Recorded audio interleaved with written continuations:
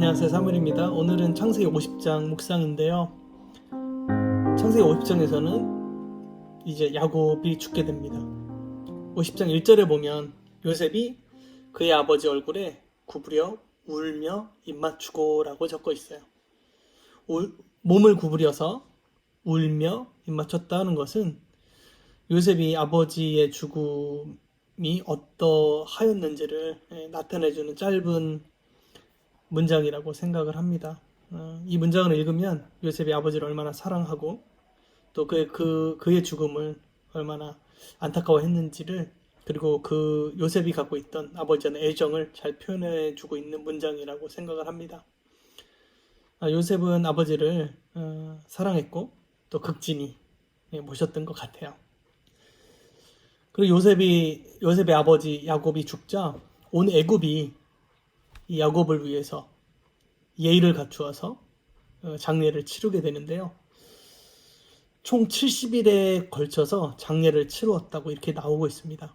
그리고 그 안에는 이 야곱을 미라로 만드는 그 장면이 있고요. 향처리를 40일 동안 향처리를 했다고 이렇게 하고 있고, 그 이후에 뭐 어떤 건지 잘 모르지만 하여간 30일 동안 더 이렇게 애곡을 하게 되죠. 그리고 굉장히 중요했던 것은 뭐냐면 야곱이 자신의 시신을 애굽에 묻지 말고 아버지가 이삭이고 또 아브라함이 묻힌 막벨라 굴에 묻어달라고 요청을 했다는 사실입니다.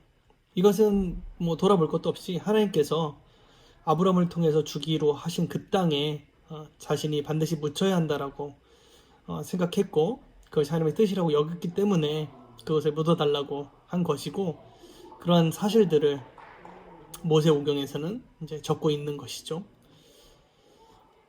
그래서 이제 그 야곱의 시신을 갖고서 막벨라굴, 즉 이스라엘로 올라가는 작업이 벌어지는데요. 그곳에서도 이제 애굽의 많은 사람들이 같이 그 장사길을 오르게 되고, 요단강 건너편에서 장사를 또 7일 동안 애곡을 하게 됩니다. 그 내용이 이제 7절, 8절, 9절 그렇게 이제 써 있고요. 7일 동안 애곡했다 이렇게 이제 얘기를 하죠. 그래서 그 애굽 사람들이 애곡을 했던 것을 아벨미스라임이라고 해서 애굽 사람의 큰 애통이다라고 그렇게 명칭을 붙여서 불렀다고도 합니다. 그리고 나서 이제 야곱을 막벨라굴에 장사를 하고서는 이제 장례가 이제 마치게 되는데요. 여기서 이제 재밌는 내용이 이제 나오게 됩니다. 그것은 뭐냐면은 아버지가 죽자 형들이 갑자기 또 무서워진 거예요. 잘 생각해 보면 애굽에서 그 요셉과 또 형제들이 다 같이 살았지만 애굽은 굉장히 큰 땅이었어요. 굉장히 큰 나라였고 그 제국의 또 그 총리였던 요셉을 사실 형제들이 쉽게 만나기는 어려웠을 겁니다. 1년에 뭐 모르겠어요. 무슨 일이 있으면 한두 번 정도 만났을 거라고 이제 예상은 되는데, 아버지가 죽자 형제들이 두려워합니다.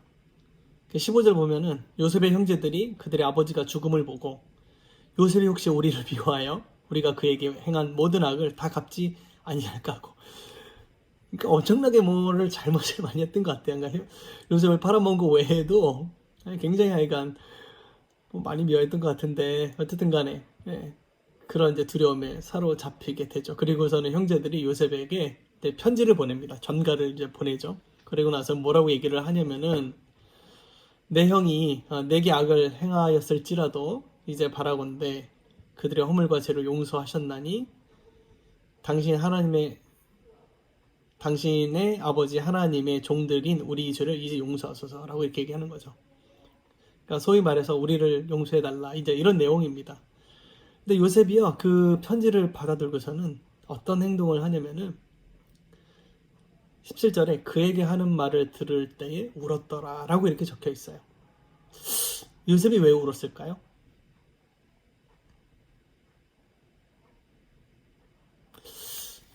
요셉은 뭐 서운해서 울었을 수도 있겠죠. 형들이 왜 나를 이 정도로밖에 생각 안 하나. 그런 이제 감정도 있었을 것 같고요. 하지만은 이제 저는 여기에서 제가 느끼는 거는 어떤 인간의 어떤 비애, 슬픔, 그 관계 속에서 더 넘어갈 수 없는 어떤 한계, 그런 것들이 참 느껴져요. 안쓰럽기도 하고요. 그 다음에 더 깊은 관계로 가지 못하는 것 때문에 슬프기도 하고, 그리고 요셉으로서는 자기에게 주어진 어떤 지위와 권력, 그것 때문에 형제들에게 더 받아들여지지 않는 그런 슬픔, 아마 그런 복합적인 감정들이 존재하지 않았을까, 그렇게 생각을 좀 해보게 됩니다.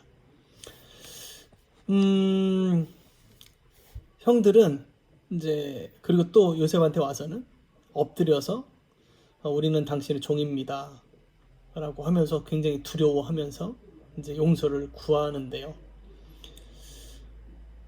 여기서 요셉이 이제 형제들에게 했던 말이 사실은 창세기 전체의 핵심적인 내용이 아닌가, 이렇게 이제 생각이 됩니다.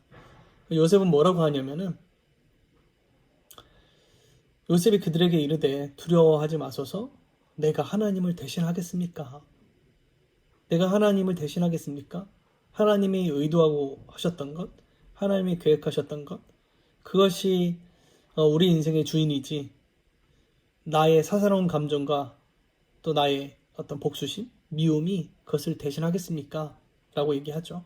그리고 나서 당신들은 나를 해하려고 했지만 하나님은 그 해하려고 했던 그 마음까지도, 그리고 그것이 낳았던 인생의 어떤 비극까지도 그것을 선으로 바꾸사 오늘과 같이 많은 백성의 생명을 구원하게 하시려 하셨나니 당신은 두려워하지 마소서, 내가 당신과 당신들의 자녀를 기르리이다 하고 그들을 간곡한 말로 위로하였더라 라고 얘기를 하고 있습니다. 요셉은 분명히 알았던 것 같아요.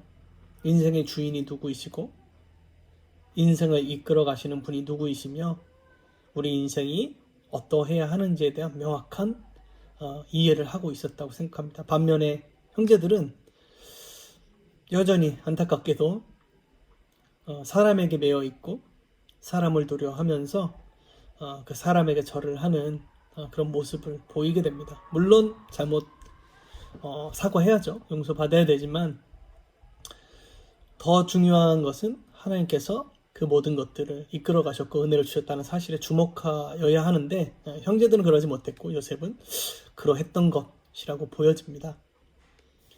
오늘 묵상의 포인트는 바로 요셉이 했던 그 말이라고 생각이 되어져요. 내가 하나님을 대신하리까? 당신들은 나를 해하려 하였으나 하나님은 그것을 선으로 바꾸어서 많은 백성의 생명을 구원하게 하셨다는 것입니다.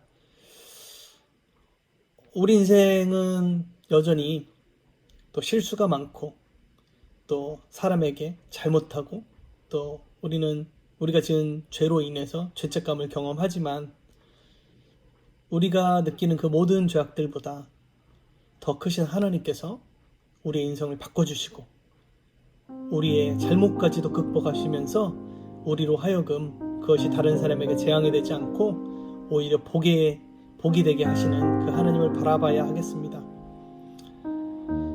여전히 우리와 함께 하시고 동행하는 하나님께서 결국 창세기 50장에서 그분의 인도하심이 일단락되게 되고요. 이제는 이제 출애굽기로 넘어가게 됩니다. 오늘도 우리를 끝까지 인도하시고 우리를 붙잡으시는 하나님을 바라보시면서 주님을 찬양하며 그렇게 살아갔으면 좋겠습니다. 감사합니다.